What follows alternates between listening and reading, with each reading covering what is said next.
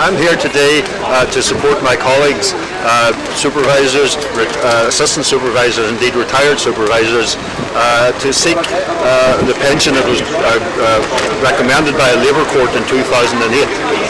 So we've been protesting here since last Wednesday.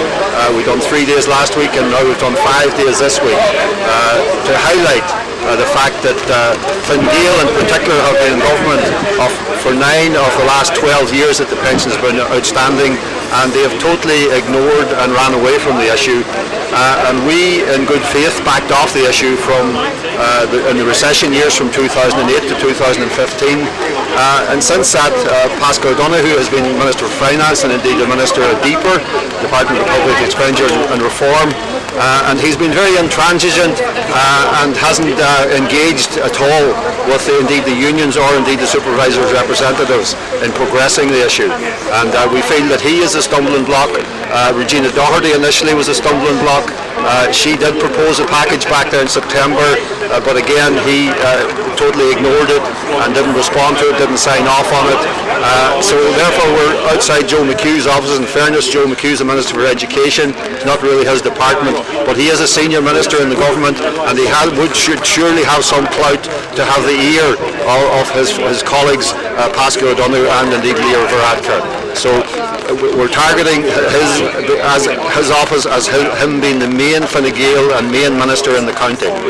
I'm here today because as part of the Labour Court recommendation of 2008, which has not been honoured by any government in the last 12 years, and we feel we have come too far and nothing's been done, so we are out in protest. We've been here since Wednesday week. We also did protests outside the LYIT at the big debate Thursday week ago, and we were outside the Abbey on Monday morning for the Ocean FM debate as well, to approach the candidates on their way into the debates. And we're here outside Minister McHugh's office because he's the only minister in Donegal at the moment. He's at the cabinet table. I'm here today to stand in solidarity with our community employment supervisors. For too long now they have been treated like second-class citizens. They're being asked to deliver a very important service on behalf of the state. It's a public service, and they're treated at arm's length. They've gone to the Labour Court, they've used the arbitration services of the state. It is outrageous that this continues to be the case. They don't want to be protesting here today. The last thing they want to do is to continue these protests. So it is time for justice. It's fairness for workers. Over the last number of years we've been in discussion with the present government about our Labour Court recommendation which was about 2008, and we had a lot of false promises and a lot of false meetings with them, and really and truly they've never done anything about it. So we're highly disappointed in them, and that is really what our people out on the street, because of the disappointment of what they've done over the last number of years. And I retired in June last year, and it's a very, very disappointing. You've been here now for a week and a half. Can you tell me, has been any interaction between Joe McHugh's office or you're not? There's been nothing. No, we've been here 10 days at least, and we've had no interaction at all.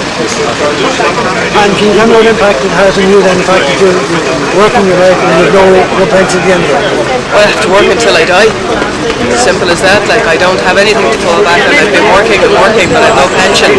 So at the end of it, it will be, I imagine I'll finish the day I die.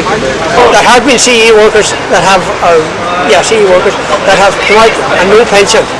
I mean, every other person on jobs, they generally walk away and they have a good, reasonable pension. There is a package on Regina Doherty's table. In May last year we were going on strike for a week just prior to the County Council elections. It was called off due to Minister Regina Doherty from DSP entering into talks with us. She did enter talks. She had about 3 to 4 meetings with the National Executive for S.I.P.T.U and our own National Executive C.E.Supervisors. They agreed a package. That package was sent to Paschal O'Donoghue way back in the end of October, November, and is still sitting on his desk to be signed off. His secretary, on a couple of occasions, I suppose, just going to and from her lunch, has came out and has, I suppose, been kind of in sympathy with what we're protesting about. But again, she's kind of reiterated the fact that it's not really Joe's department, and it's not up to him to make decisions about the money being allocated.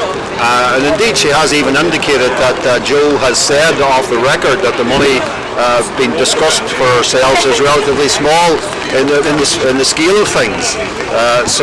But Joe himself hasn't appeared here, so there's been non-engagement. I know a letter was sent in by Ruth, one of the supervisors who's on the committee, and I don't think that letter has been acknowledged either.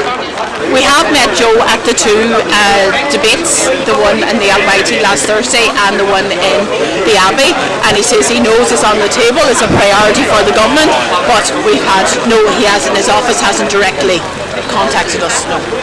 Has there been any contact from Joe McHugh's office in relation to trying to resolve the issues? People coming out to talk to you? Has Joe McHugh come out and talk to people around here? No, Joe McHugh hasn't come out and talked to the people at all here that I have talked to, that has been here all the time. He hasn't heard it at all.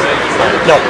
You should be coming out and talking to the people, because that's why we're just wanting to be a complete and total contribution to this cause.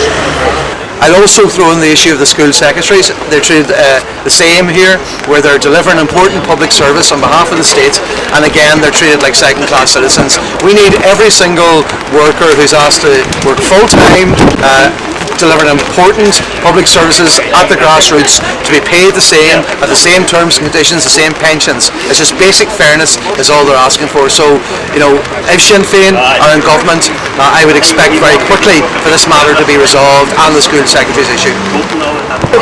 Well, I'm long enough at it. I've fought the case a long day. You did the history of the whole thing? Well, I can do that. I can do that, yeah. Not a problem.